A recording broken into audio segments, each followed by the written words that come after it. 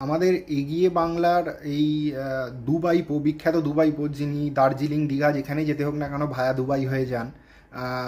সেই তার সম্পর্কে একটা খুব প্রচলিত মিথ বা জল্পনা রটনা যাই বলুন না কেন, সাধারণ মানুষের প্রত্যাশা যারা তাকে এত ভক্তি শ্রদ্ধা করে দাদা দাদা করে, বা তো তার সম্পর্কে একটা প্রত্যাশা হচ্ছে বা ধারণা হচ্ছে যে সে নিশ্চয়ই ভবিষ্যতে পরবর্তী মুখ্যমন্ত্রী বা এরকম কিছু একটা নিশ্চয়ই হবেন, তিনি যুবরাজ যেহেতু এখনো পর্যন্ত।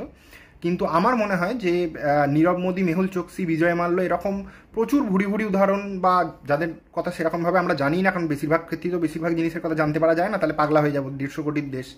তো সেই রকম লোকেদের পদাঙ্ক অনুসরণ করে যারা জেনারেশনাল ওয়েলথ বা এইটার স্বাদ যারা পেয়েছে, তাদের পক্ষে আর এতটা মানে ইন্ট্রিনজিক্যালি এতটা হ্যাজার্ডের মধ্যে যাওয়ার কোনো মানেই হয়তো হবে না, যারা অভ্যস্তই নয় ওই জীবনযাত্রাটার সাথে। তারা 75-25 এইসবে এত হিসেব প্রত্যেকবার করার ক্ষেত্রে যাবেই না। এবং বিশেষ করে সে যখন নিজেই এখন থেকে এত পটু হয়ে গেছে যে ভারতের ম্যাপে দেখলে, বিশ্বের ম্যাপে ভারতের ঠিক পূর্ব দিকে যেটা আছে সেটা সারা বিশ্বে ওই থাইল্যান্ড, মায়ানমার, এই যে বেলটা, এই বেলটা বা ইন্দোনেশিয়ার এই বেলটাকে, বা ভিয়েতনাম, লাওস, কম্বোডিয়া, এই দেশগুলো একে বলা হয় গোল্ডেন কোয়াড্রিল্যাটারাল,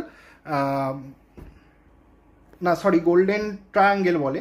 আর ভারতের একদম পশ্চিম দিকে এশিয়ার, মধ্য এশিয়া যে জায়গাটা, সেই জায়গাটায় যে দেশগুলো ইরান, আফগানিস্তান, এইরকম একটা বেল্ট নিয়ে ওই জায়গাটাকে বলা হয় গোল্ডেন ক্রেসেন্ট। তো এই দুটো জায়গায় সারা বিশ্বের টপ দুটো, সব থেকে টপ মোস্ট দুটো ড্রাগ কার্টেলের জায়গা। তো তার মধ্যে একটা জায়গায় এনার শ্বশুরবাড়ি এবং আর একটা জায়গায় তার এই নিয়মিত যাতায়াত। তো এরকম জায়গার এইরকম ক্রাইম লর্ড হওয়া, সেখানে এরকম বিলিয়নেয়ার মিলিয়নেয়ার লাইফস্টাইল কাটানো, সেই সব ছেড়ে কেউ কেন এই হ্যাজার্ড শকুনের ভাগাড়ে নিজেই, যেটা যারা শকুনের ভাগাড় পুরোপুরি তৈরি করে দিয়েছেন, নিশ্চিত করেছেন, তারা কেন সেখানে থাকবেন, সেখানে থাকার পরিকল্পনা নেবেন, বিশেষ করে যখন তখন তাদের নিরাপত্তার উপর আঘাত আসতে পারে, কোনো গণ অভ্যুত্থান করতে পারে, জনগণের দেয়ালে পিঠ থেকে গেলে সেই বয়েলিং ফ্রগ সিনড্রোমের মতো একদম, যে মুহূর্তে কিছুই আর খাওয়াবার নেই, খাদের কিনারায় দাঁড়িয়ে আছে, 75-25-এর ভাগে আর চলছে না, কারণ রাজ্য শকুনের ভাগাড় হয়ে গেছে, মৃতভোজী হয়ে আর থাকা যাচ্ছে না, তৃণভোজী হয়েও থাকা যাচ্ছে না। সেই সময় নিজেদের ওপর দেখেইছেন আপনারা, শেখ হাসিনার মতো মানুষ পর্যন্ত কোনো ক্রমে যদি আর্মি শেষ মুহূর্তে সহযোগিতা না করতো, তাকেও হয়তো আর বাঁচানো সম্ভব হতো না। এরকম শ্রীলঙ্কাতেও তাই, কোনো ক্রমে পালিয়ে আসতে হয়েছে প্রাণ বাঁচিয়ে।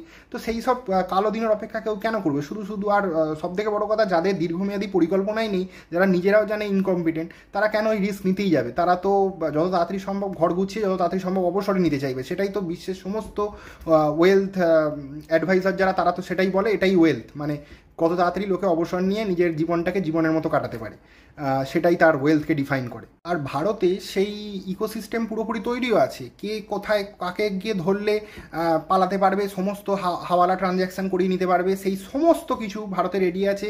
মালগুড়ি ফেললেই তার সমস্ত কিছু ব্যবস্থা হয়ে যায়, কাউকে সেসব নিয়ে ভাবতেই হয় না। সেই প্রতিষ্ঠিত চ্যানেল অলরেডি রয়েছে, যেটা সারা বিশ্বের সামনে দেখিয়ে গেছে নীরব মোদী, মেহুল চোকসি, বিজয় মাল্য ইত্যাদি ইত্যাদি অনেক লোকজন, তাদের সবার কথা আমরা জানিও না, যেমনটা বললাম। তো সেই সব থাকতে আর কেউ কেন হেডেক নিতে যাবে? আমি অনেকাংশে নিশ্চিত যে তারা নিজেরাই ভবিষ্যৎটা জানে এবং সেটাই তাদের প্ল্যানও।